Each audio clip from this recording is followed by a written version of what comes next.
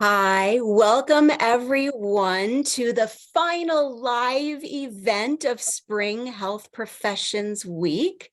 I'm Mandy now. I'm your Executive Director of Health Professions Week, and I'm thrilled that you're here with us this evening. We do have a big group tonight. It's going to take a few minutes to get everybody to join. This meeting is being recorded, so I do want to remind you that while you are muted and we cannot hear you, your video, you do have the capability of turning your video on, and so we can see you, but you will not be a part of the recording, so you don't have to worry about that. We have a really special presentation tonight. Again, it's being recorded. It'll be on YouTube tomorrow. So if you can't be with us the entire time, don't worry about it. You'll be able to find a copy of it tomorrow. If you have questions, you can go ahead and drop those into the question and answer chat, and I'll actually get that started here in just a couple of minutes.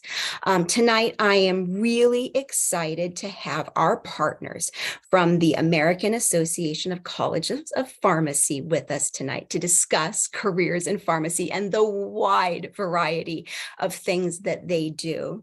Your moderator tonight is Danielle Stubbs. She's the Associate Director of Student Recruitment and Diversity, and she will be moderating the discussion tonight, taking your questions. So I am thrilled to have you here, Danielle. I'm going to let you take it away. Awesome.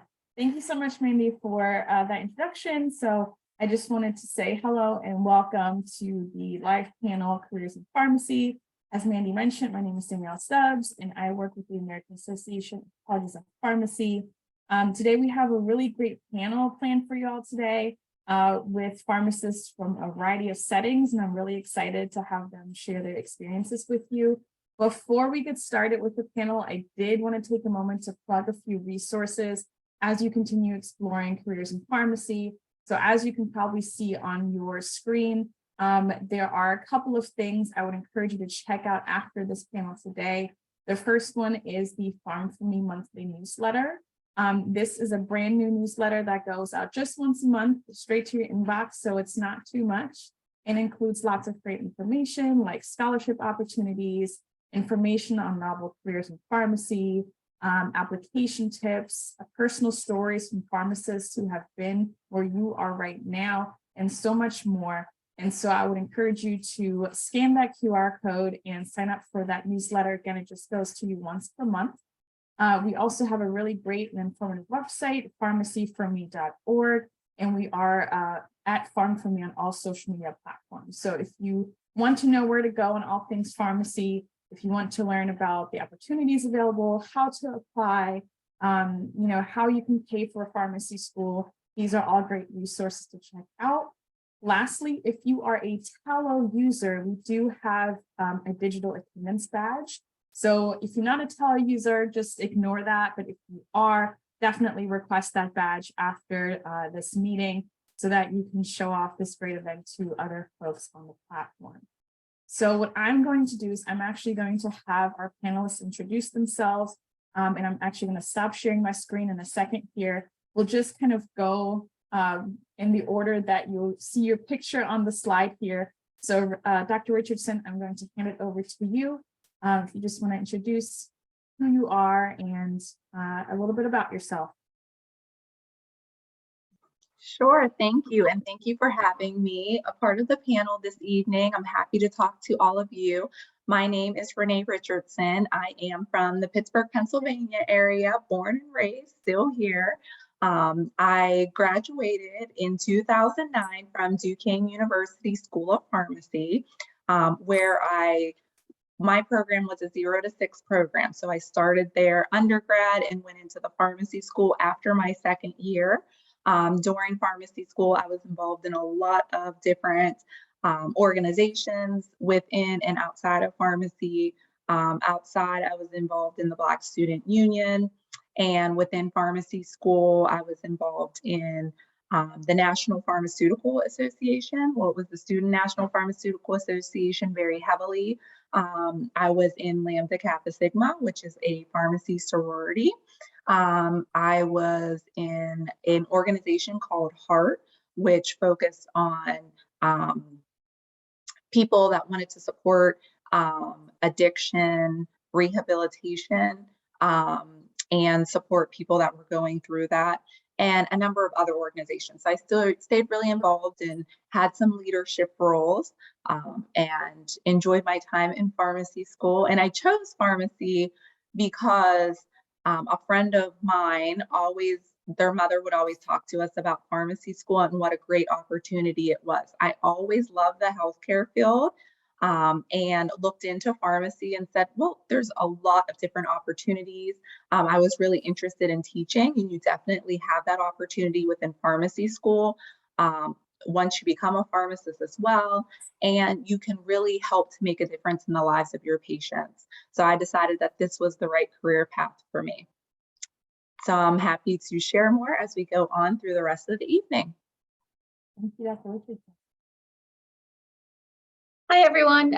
My name is Regini Bhakta, and I am hailing to you from Henderson, Nevada, which is right next to Las Vegas, Nevada. So I teach in a college of pharmacy that's here, and I also work in a hospital with cardiologists. So something that I didn't really realize pharmacists could do when I started pharmacy school, but then, kind of said yes to multiple opportunities, and here we are. And Dr. Richardson, I was in Lambda Kappa Sigma too when I was a student. So good to meet a fellow LKS person.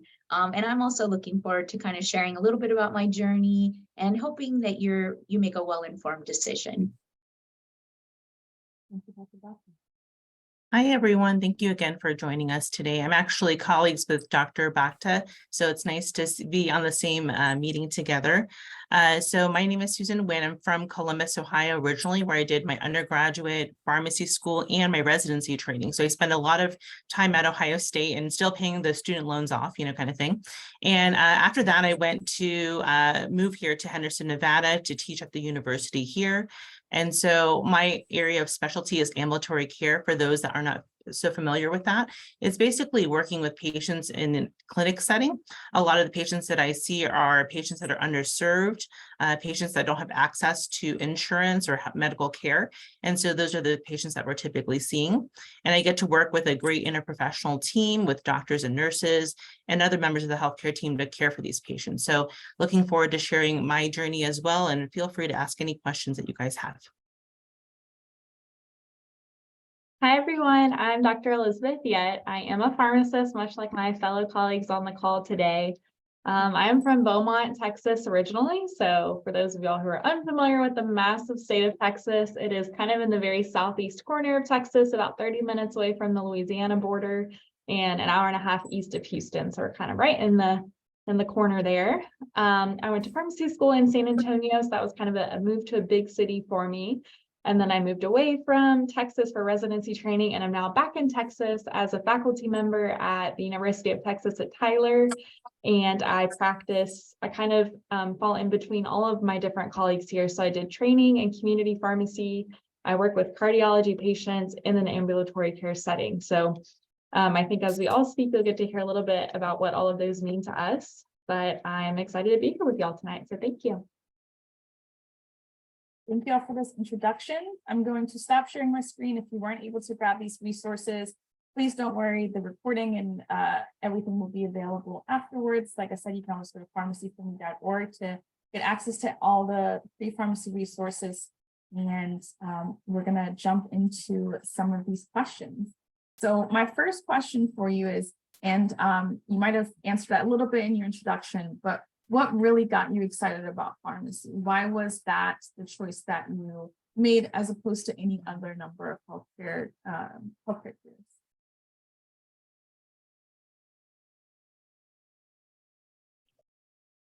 I can answer first. Awkward pause, right? So kind of my journey started off with really my parents. They immigrated to the US in the 80s after the Vietnam War.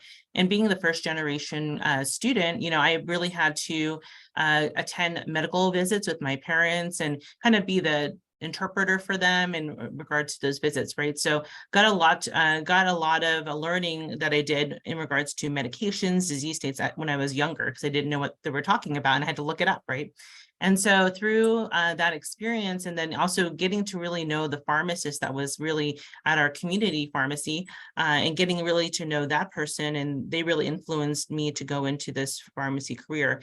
And the reason why I picked pharmacy over other health professionals is I think that I really enjoyed learning about the medications, how each of these medications work in the body, and how we as pharmacists, we might know that there are tons of blood pressure medications out there, but we get to be the experts of knowing which blood pressure medication works for the best in each of our patients, right? So knowing that level of detail about medications is what we contribute to the medical team. So for myself, I talked a little bit about this earlier, but I always find that there's usually two paths to becoming a pharmacist. Either you know someone that's a pharmacist or someone actually talks to you about it. It's not really one of those things that a lot of people grow up and say, oh, I want to be a pharmacist, because you don't really interact with them a whole lot. And I think pharmacists are so accessible that you can walk up to the pharmacy counter in a grocery store. So you don't really think that there's so much into being a pharmacist when there really is. They are really experts in what we're doing, and in the healthcare field, and well respected. So my path was someone introduced pharmacy to me. I saw all the different opportunities, and truly, like, the four of us on this call can give you all of our experiences, but that is just a little tiny piece of what you can become as a pharmacist. And I think that is an attractive piece for me. You can really change your career path. You can do a lot of different things. If you don't want that direct patient care, you don't have to have that direct patient care. If you want to do the insurance end, if you want to work in a doctor's office. So there's so many different things you can do in pharmacy. And I think I really love that, and it attracted me. And my program was 6 years. So within 6 years, you're a doctor. And I think that that's also really awesome that you're a doctor, but you're not going through like 10, 15 years of school like you would see a physician, but you have many of those opportunities to affect people's care. I also fall within the camp of somebody introduced the profession to me or said, oh, you like chemistry? Maybe you would like pharmacy. You know, I did not work in a pharmacy before applying to pharmacy school. So I'm sure some would say a bit naive, but there's still a lot of students who are in pharmacy school that maybe have not ever worked in a pharmacy. So I think if you're the type of person who likes your work day to vary from day to day, if you are a learner, like you really enjoy learning new things and remembering those things, then the profession of pharmacy could definitely be a good fit for you.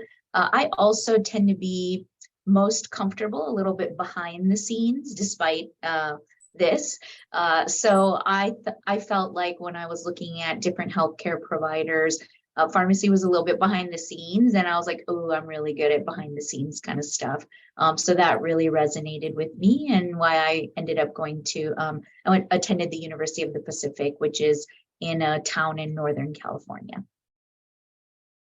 And I think I'm about to echo a lot of what my colleagues have said, but I had family friends and my mom saying, Elizabeth, you know, I feel like you would make a great pharmacist. I'm like, okay, sounds good. You know, we always listen to our moms, right? So I went to pharmacy school thinking I was going to open my own pharmacy one day, because that's what I thought pharmacists did. Like, you opened a pharmacy, you ran your pharmacy for the rest of your life. And it's kind of ironic because I do nothing similar to that now, but I love it. And I feel like that's a lot of people's impression of pharmacy, is those pharmacists you see in your community. And so that's what kind of like what Dr. Richardson mentioned. We're so visible in the community that people don't always think that there are other avenues, or there are more behind the scene areas of pharmacy that Dr. Bhakta mentioned. So there's so many differences in what you can do. And so the fact that I could, you know, do 2 years of prerequisites in undergrad and then go straight to pharmacy school. So I don't have an undergraduate degree, but got to do what I wanted to do much quicker, I think, than maybe some of the other health professions. It was a great thing for me and a highlight for me. So I felt felt good about that choice pretty much as soon as I made it. So I'm excited to be where I am today within this field. It's wonderful. I just wanted to emphasize that little fun fact is that for most pharmacy programs, you don't have to have a bachelor's degree. A lot of them want you to have like a minimum number of credit hours, your prerequisites, and then you can go straight in. So that's another nice plus that you don't have to do a ton of schooling like Dr. Richardson mentioned. But on the note of all of the different opportunities that are available, I was wondering if you all could tell us a little bit about what specialty or what setting you work in and what makes it unique from the others.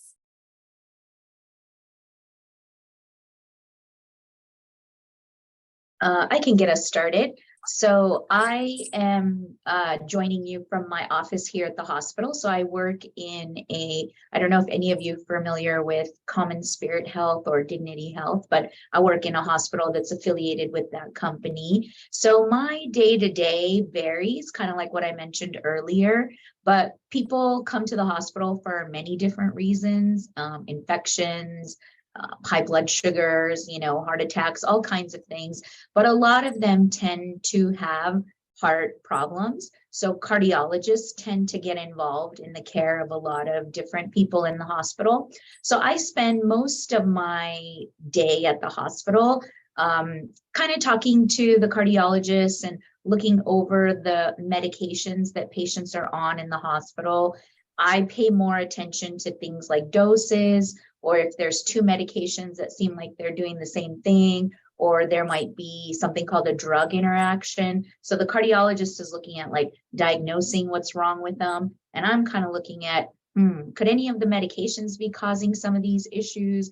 Are any of the medications, could we change it up to help this person? And then I communicate that either in writing or just talking to the cardiologist, what my thoughts might be. That also involves looking up a lot of clinical trial information. So there's a lot of new studies out related to heart-related or cardiac problems. So I get to learn every day and I get to communicate that stuff every day. And then the gravy on top is kind of helping to improve a patient's care while they're in the hospital. And then hopefully when they leave the hospital as well. So that's a little bit of my day at the hospital. And as I mentioned, I also teach at the College of Pharmacy here in Henderson, Nevada. And so I also spend some of my days on campus interacting with students, teaching them about different cardiology topics and helping them practice, real world pharmacy stuff in a simulated setting. I'll follow up because as soon as those patients leave Dr. Bhakta in the hospital in the cardiology floor, I'll see them in the cardiology clinic. So similar to her, I'll see patients with blood pressure problems or patients that just had a heart attack and need to be managed. Now we need to keep better eyes on them moving forward. So hopefully we can prevent them from having another heart attack.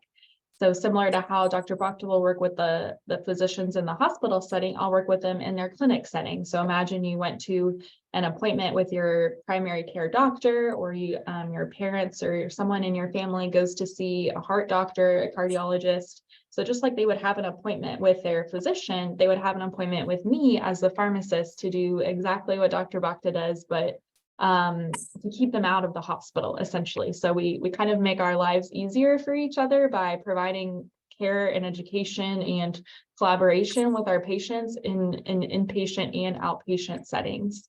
So similar to Dr. Bhakta, I'll then use what I've learned from interacting with patients in clinic to then go and teach my students in the classroom with real world experiences, real life interactions with patients to help prepare them for what they will do as they begin to start experiencing pharmacy practice in that setting.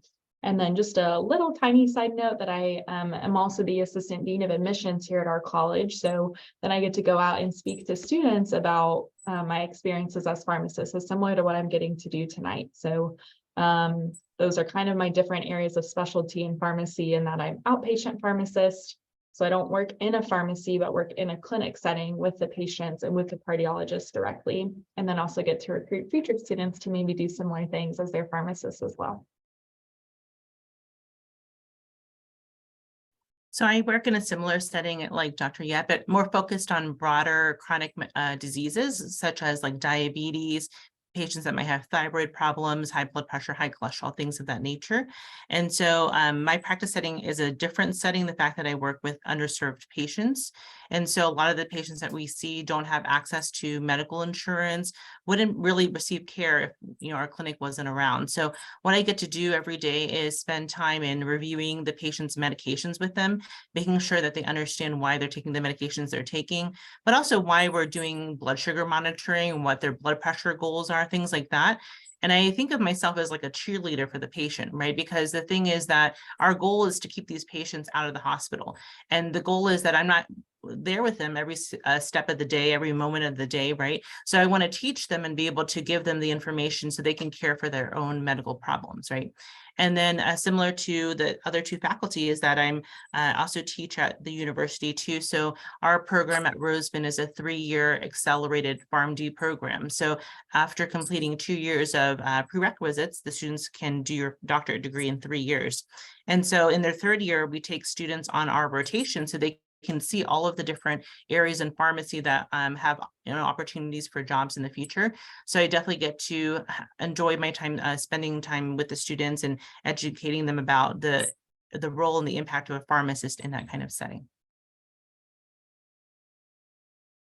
So after you see all of the other pharmacists and you leave their settings, you come to the community pharmacy. So I've been at Giant Eagle Pharmacy for my entire pharmacy career. It is a grocery store chain pharmacy. My role currently is a very non-traditional pharmacy role, but I did start out in the stores. So to answer one of the questions that was in the chat, I did complete a residency upon graduation from pharmacy school. I did a PGY1 community practice residency. It was with Giant Eagle, Duquesne, and Pfizer.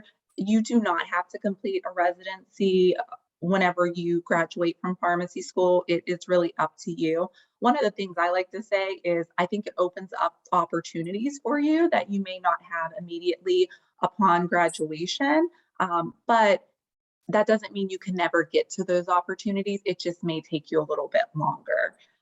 Also, I had an interest in going into teaching one day, which I do teaching within my practice setting. I don't teach traditionally at a university, but if you do have aspirations to do that teaching, usually they do require a residency or a fellowship. So that would be one reason you would take that path. But upon completing my residency, I did stay on with Giant Eagle. I did dispensing. So just like if you go to a Rite Aid, a Walgreens, a CVS, or any other community pharmacy, that's the pharmacist that I was. I also did a lot of clinical practice within my setting, diabetes, self-management education, immunizations, which is very common for pharmacists to administer now. Medication therapy management or comprehensive medication reviews, where you sit down with the patients, go through their medications, make sure they understand what they're taking, why they're taking it, see if there are any of those interactions that aren't caught from the physician or any of the other pharmacists that see them, which I wouldn't suspect any other pharmacist would miss an interaction. But we also do that double check upon leaving the pharmacy. And I held a number of different roles after that, which was in the corporate setting. So right now I do work in the corporate setting and I lead our inclusion, equity, and diversity strategy. And I work with community partners on that strategy. So making sure that we are bringing services from the pharmacy out into the community, especially to those underserved populations that was mentioned earlier. So we want to make sure that we help to affect positive change in that area. And then I also work with my customers, which is our team members, to make sure that they are getting, they're in an inclusive environment, that they're getting the resources that they need to be able to serve their patients. And then also making sure that we have the right policies and procedures in place in order to serve our patients so that they feel like they can come and be themselves at our pharmacy. So it's very different than what you may see a pharmacist do, but that just speaks to what I mentioned earlier. There's so many things that you can do in pharmacy And this is just one of those. And having that expertise as a pharmacist, I am able to, put that hat on when I'm thinking of services and programs that we can put in place for our patients, but also for our team members. So I've been looking at the chat. We're getting lots of great questions in. And the questions that we seem to be getting a lot of is more about your undergraduate preparation as you were getting ready to apply to pharmacy school. So if you all could tell us a little bit more about what you majored in, how difficult did you find your prerequisites? Did you ever fail any of your classes? If you did find a class difficult, how did you overcome that and stay committed to this path? So my program was a 0 to 6 program, which with that program, whenever you are, it was a 6-year program. So whenever I was accepted into the major of pharmacy as an undergraduate, upon applying to college, as long as I maintained a certain GPA, I would automatically be admitted into the pharmacy school. So I did not have another major upon pharmacy school. I would say like the first 2 years, of course, it's absolutely challenging. One of the best pieces of advice that I got was try to keep your Fridays and Saturdays for yourself. So if I didn't have an exam on Monday, I still tried to make sure that I had a good time and I enjoyed my college years. But there will be those times that your friends are out partying maybe, and you may not be able to do the same things at that time. But I think it's very manageable. I did not fail any classes, but I was used to being a straight A student in high school. And I think coming into pharmacy school, I had to get comfortable with not being a straight A student, that things didn't always come so naturally. You did have to work a little extra, but there's a lot of resources out there to help make sure that you're successful in your classes. So I did my training at Ohio State where a bachelor's degree is required to go into pharmacy school. So some schools do require that. So I got my bachelor's degree in pharmaceutical sciences, which a lot of students get that degree to go on to health professional careers, And so regardless of wherever you want to go to school, in pharmacy school, I'd make sure that you're looking at the requirements because each program is going to have similar things that are required, like OChem, things like that, right? But some programs might require speech, some programs require anatomy and physiology, right? So it's important to kind of get those main classes, but then also look at the programs you're applying to make sure that you're meeting the requirements there. And I've sat on the admissions committee in the past and definitely know that, a lot of things with students is that we're trying to look at it holistically more. We know that students also are caregivers. We know that students also have jobs and also are involved in many other things outside of being at school, right? So I think that it's important that it's not all just about your grades. It's also about what you're doing in the community, the type of leadership roles that you have, what other kind of healthcare experience that you have, whether you're a scribe or you volunteer, things of that nature. So I want you to know that it's very holistic nowadays in regards to looking at admissions applications. So if something did happen where you didn't get the grade that you wanted and you wanted to retake it, that's great. But also it's important when you apply to pharmacy school in your admissions,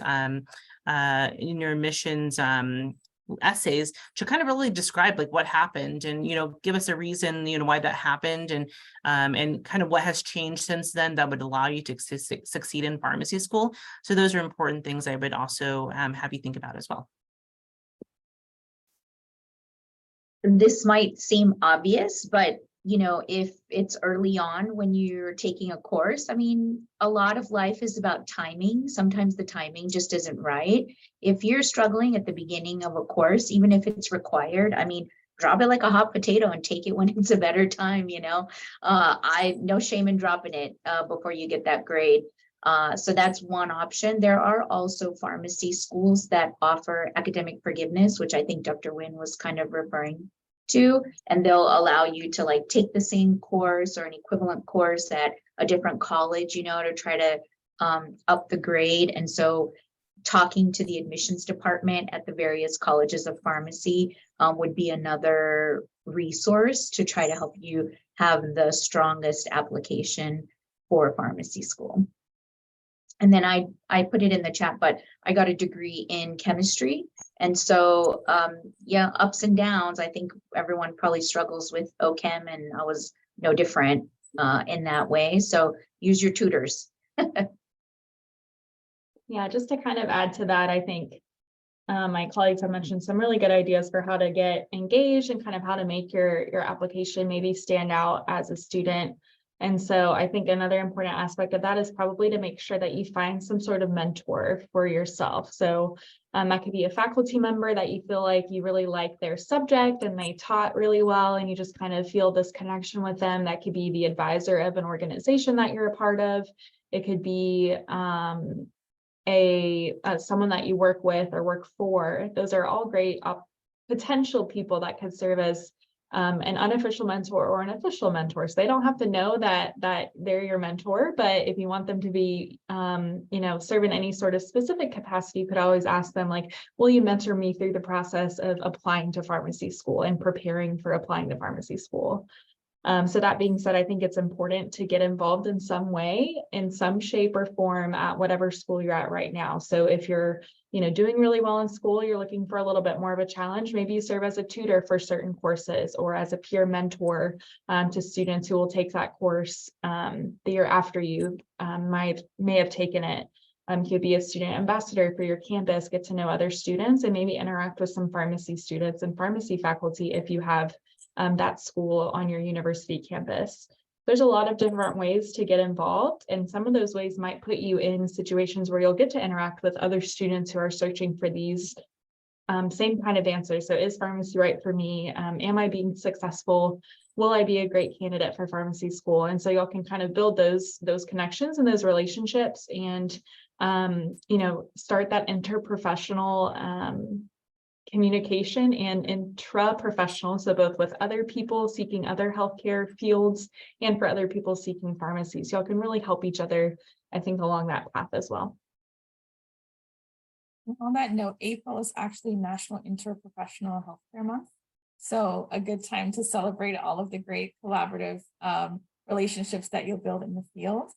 One great question that we got in the chat is, we have a student who is maybe considering med school, but also considering pharmacy. And they want to know what is one thing or some things in pharmacy that pharmacy offers that perhaps medical school does not.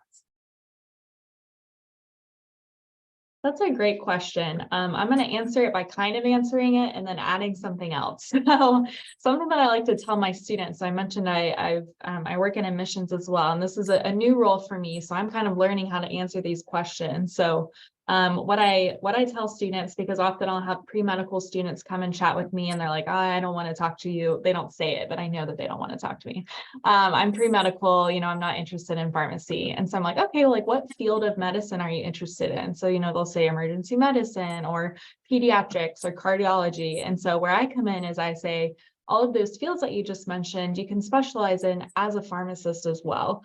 And so I feel like that's something really unique about our profession, is that we have, I think, over 100 different career paths. And then within those different career paths, specialties that you can have and that you can be trained in.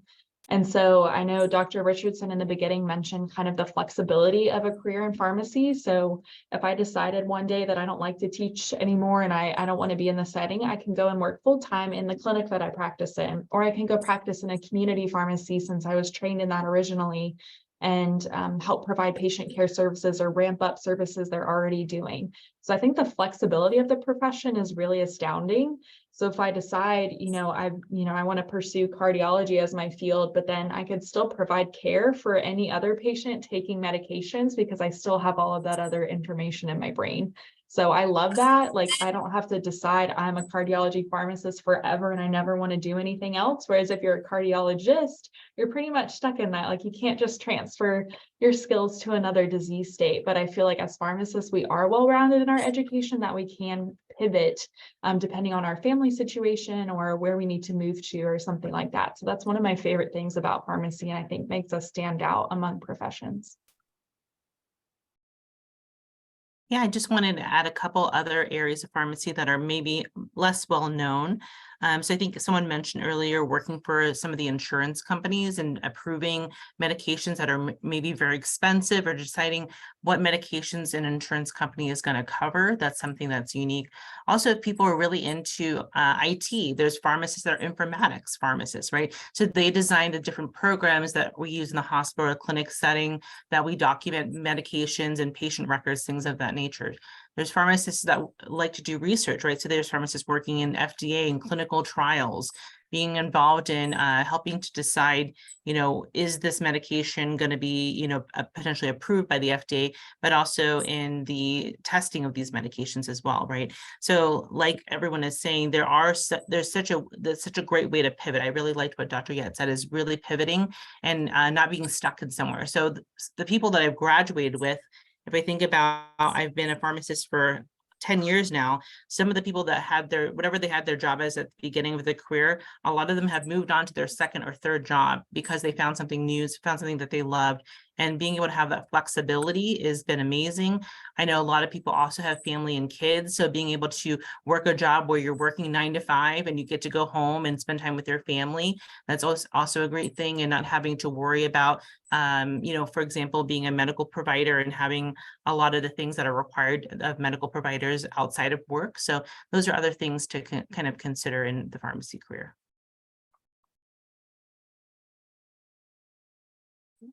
Thank you so much.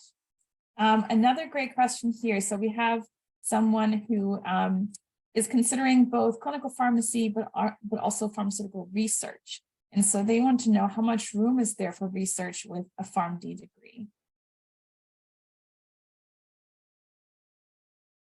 I would say there are many different opportunities. So after pharmacy school, there is an experience that newly graduated pharmacy students can participate in called a fellowship.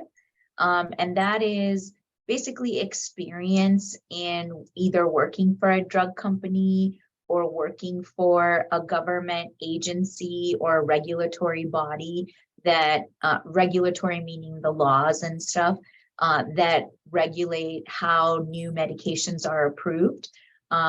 So that is one opportunity within research. If you are thinking about research like being in a lab and creating or identifying molecules that might target, let's say, a certain type of cancer, in my experience, that might fit a little bit better with a PhD.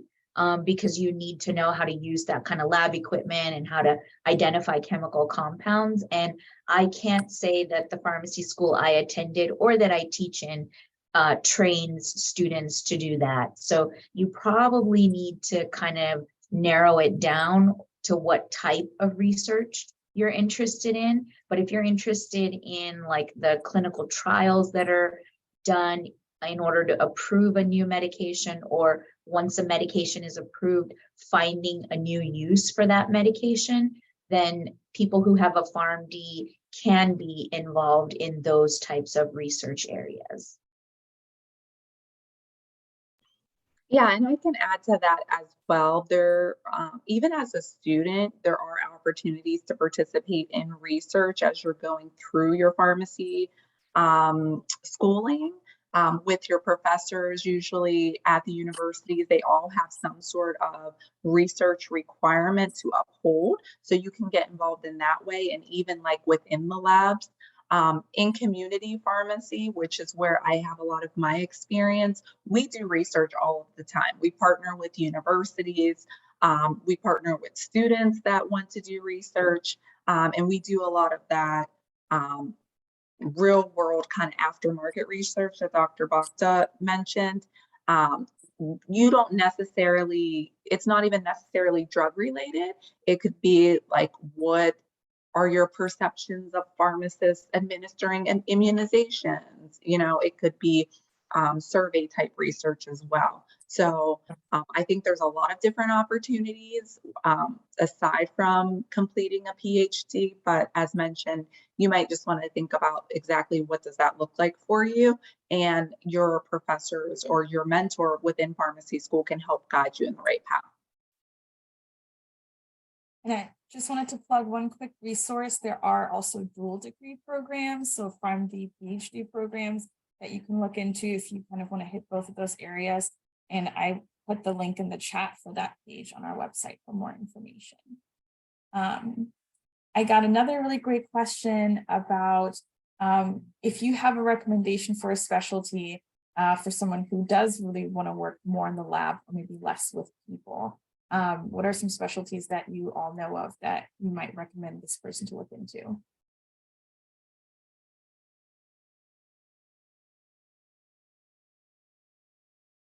I think maybe one specialty that hasn't been mentioned is nuclear pharmacy. So there's also pharmacists who work in the medications are called radiopharmaceuticals, but basically if you think about any kind of an imaging test that someone needs to get, then usually there's a medication they get in order for the physician to see what's going on inside the body. So there are, that's the first one that came to my mind, but there are others where you're kind of just as a pharmacist working with the compound and maybe the people you work with. And then there's like a delivery service that takes the radiopharmaceuticals to all the different hospitals or sites that are going to use that. There are also mail order pharmacies, so if you think about if somebody needs a refill nowadays, it's automated and they request their refill, and there's like this huge warehouse kind of building with conveyor belts, and the pharmacists that work in those types of settings primarily focus on making sure that the right medication ends up with the right label for the right patient and gets to the correct destination.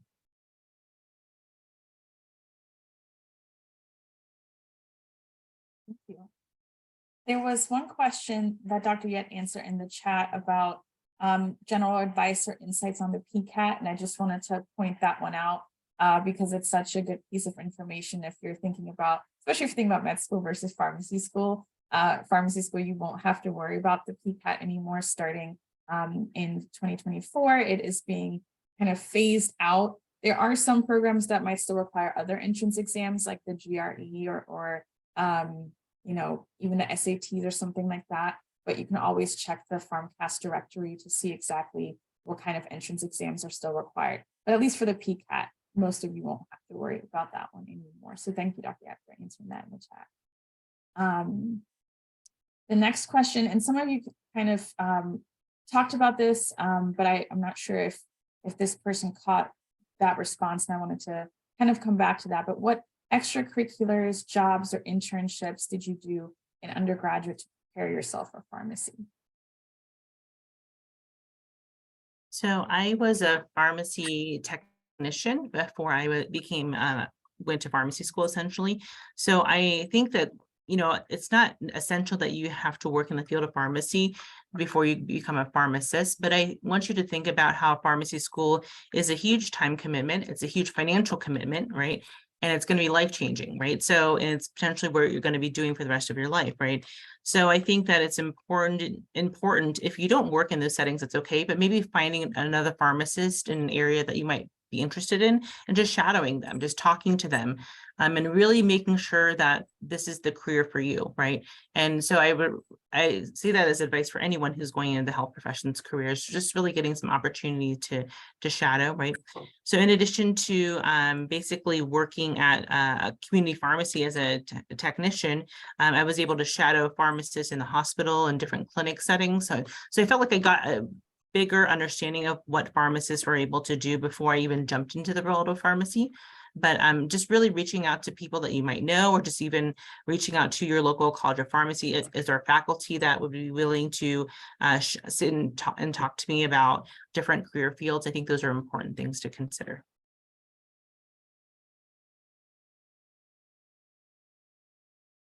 Yeah,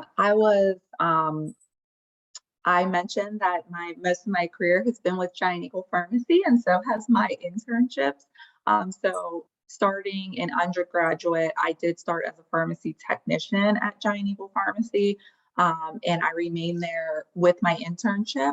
But also within my School of Pharmacy, they had a Center for Pharmacy Care, which they still have, and they did a lot of point of care testing where we went out into communities and also for our students and faculty would provide point of care testing. So that would be tests that you can give like right on the spot for cholesterol, A1C, bone density. So we would do those types of tests in the community and at the School of Pharmacy, and then counsel patients on their results and refer them out to different healthcare providers if needed. So I think that kind of sparked my love for clinical pharmacy and wanting to be a little more hands-on with patients and find those connections between their disease states and their medication. So not just simply looking at the medication, but looking at the disease state and also counseling on different lifestyle changes that they could make in order to prevent any disease progression or be officially diagnosed with something. So that was a little bit of a different experience that I had outside of community pharmacy, which I'm now able to carry into my career as we get more hands-on and more involved with patient care in my practice setting today.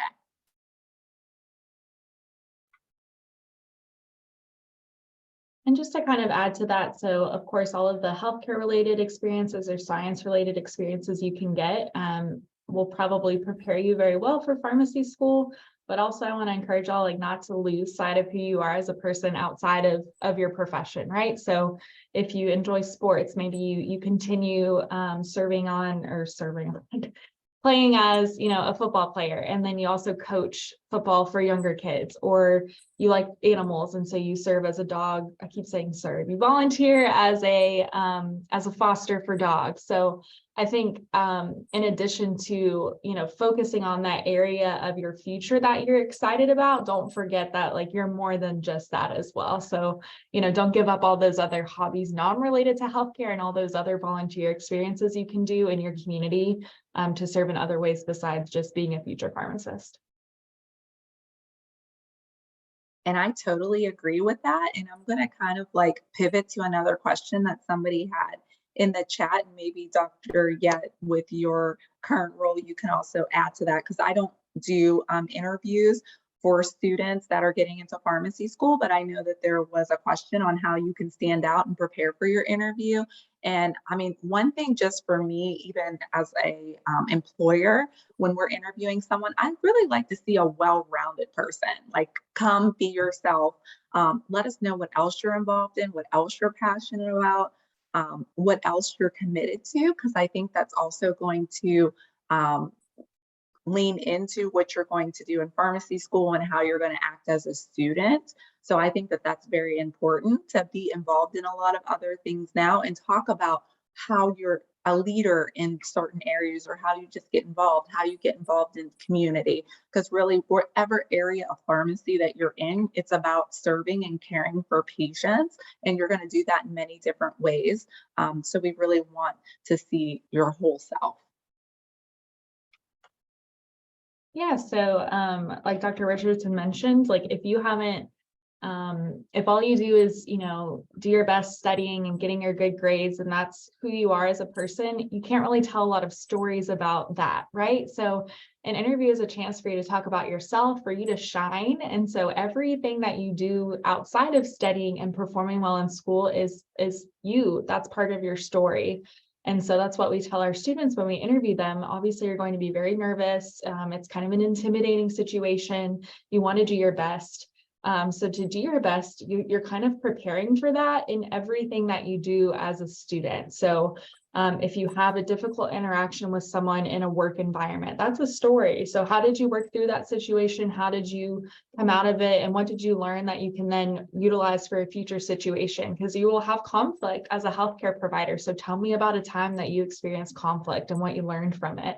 So I tell my students, jot down little notes, like if you have a particularly great experience with a coworker or with an advisor, what did you do to make that great? Like, how are you as a person having good experiences and bad experiences? Because we can't have all good all the time, or else we won't necessarily learn anything from that. And then something that my colleague in admissions always tells our students is to own your anxiety and your nervousness during an interview. So you're not going to get rid of it completely, but it's been there all along and you've been successful up until this point. So you can still be successful during this interview knowing that. So don't be ashamed of it or worried about it. You have been completely succeeding at everything you've done so far. So you don't have any reason to think you won't be successful moving forward. So just keep rolling with it and be proud of the experiences that you've had. Yeah, I would like to add a little snippet on that as well. It's just, I love interviewing students who really have done their homework about pharmacy, about what's happening in the world of pharmacy, what's new, what's going to be happening related to in your state or whatever school you're, whatever state you're applying to, and the schools that you're applying to. It's just reading about the profession itself and having a conversation about the profession outside of just going through your interview. I think that always impresses me when students go above and beyond and do that. We've gotten some really good questions about salary ranges, because that is something that you have to consider if this career aligns with your chosen lifestyle. So I know that the last time I checked the U.S. Bureau of Labor Statistics, I think 2021, the average salary was about $120,000 a year, somewhere around there. I'm not going to ask you to disclose your salary, but I do want to see if you have any advice on additional certifications or other things that you can get as a pharmacist to kind of help bump you up in that pay grade, if that's what you're looking to do.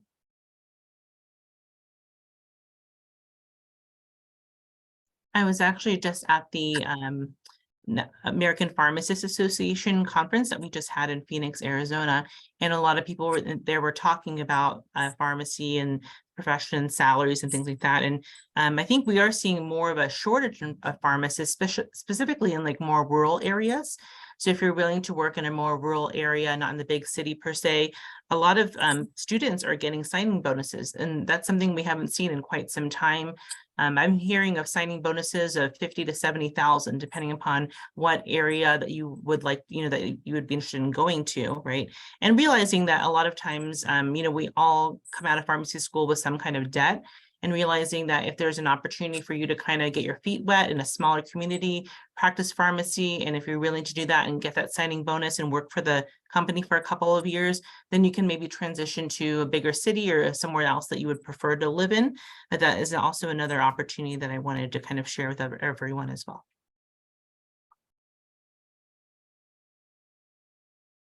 I was at that conference too, Susan. I wish I would have known. I would have looked out for you, but I think in a leadership role or in an administrative role, or almost in every position that you'll have, there might be an opportunity to take on in a leadership role or an administrative role, or kind of go up the chain if that's something that you're looking for. And so with each of those kind of increased responsibilities, there will probably an increased amount of salary that you'd receive from that too. And then, like Dr. Wynn mentioned, there are lots of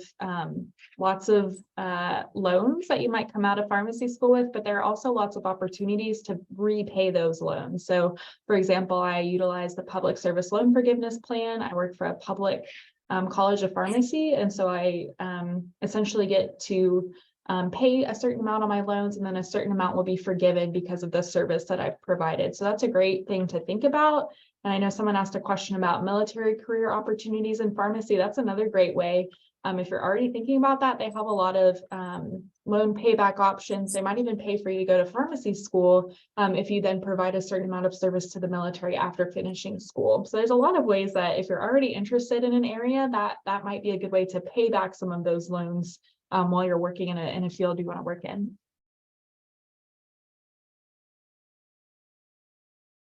And just to add on, there are also lots of scholarship opportunities. Different pharmacy schools offer scholarship opportunities.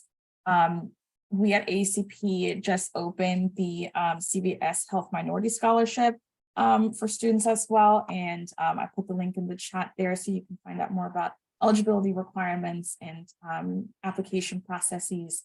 We are in the last few minutes of this panel. It has gone by so quickly. There's one question that might be too big to tackle in 6 minutes, but I did want to bring it up. And so one person asked, how is diversity, equity, and inclusion being embraced in the pharmaceutical workplace?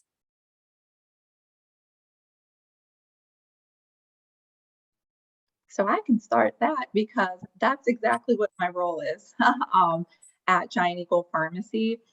I would say with any position and no matter what field you decide to go in, just make sure it aligns with your values. Look at the company that you are working for. If that is what is important to you, make sure that they have statements around that and action plans around that, and they talk about that. But you can also talk to the employees and team members of the company to actually see how they feel. We did incorporate that into the oath of a pharmacist now. So pharmacy as a whole is absolutely embracing that. And I think that you will see that, across the board, wherever you are working.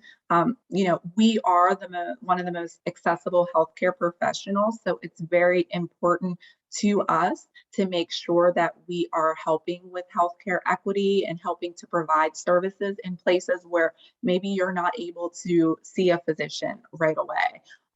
Or we can give you those point of care tests because there's not a lab nearby. So we absolutely help to increase access to healthcare and find different ways, like we talked about research, and some of the ways that we help with healthcare equity is through research. So I believe that it is being embraced and that we have a focus on that in pharmacy. Dr. Nguyen mentioned American Pharmacists Association, and you can go on their website and see some of the actions around inclusion, equity, and diversity. And really any pharmaceutical organization has a lot of statements, and they partner with each other on how to further that in pharmacy. And I'm not at a pharmacy school, but I work with a number of pharmacy schools, and they have that as priorities as well, to increase the diversity in pharmacy, but also make sure that they are providing an inclusive and equitable environment for their students and for the communities that they are serving too. So you can absolutely, when you're applying to school or working with schools of pharmacy, ask them about their initiatives around that space and get involved as students.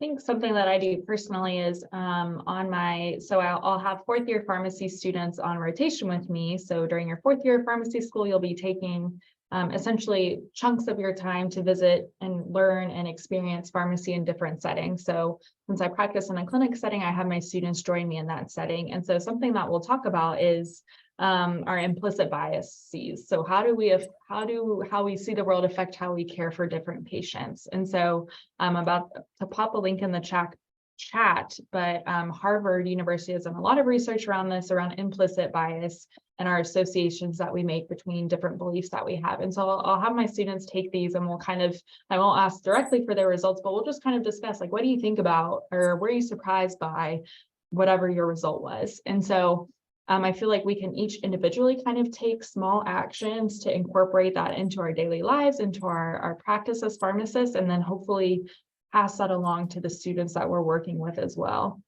I feel like that's something we never want to lose sight of. And that's why we provide this individualized patient care, because all of our patients are individuals. So we can't ever blindly make the same recommendations to all of our patients, because they have different social determinants of health, different things that go into who they are as a person. That's important for us to use to best provide care for that patient.